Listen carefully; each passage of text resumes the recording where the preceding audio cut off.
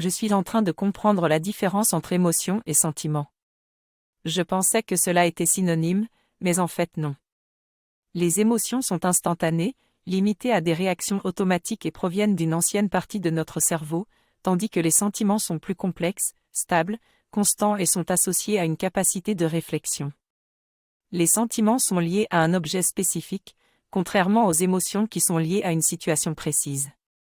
Il est important de comprendre cette différence pour mieux comprendre nos propres ressentis et ceux de notre environnement. Lorsque je suis heureux, mon cœur bat plus vite, le visage s'illumine et mes sentiments se manifestent. Contrairement aux sentiments, les émotions ne sont pas toujours reconnaissables, d'où la nécessité d'apprendre à les reconnaître. Il existe une liste standard d'émotions telles que la colère, la tristesse, la peur, l'intérêt et la joie, et chacune correspond à un type d'activité cérébrale et de réaction physiologique. Il est important d'élargir son vocabulaire émotionnel pour mieux comprendre les différences entre les émotions. La technique de grounding, se concentrer sur les sensations physiques, peut également aider à distinguer les réactions à une émotion particulière. Il est également important d'être précis dans la façon dont on parle de ces émotions pour mieux comprendre ce qui se passe et comprendre les autres.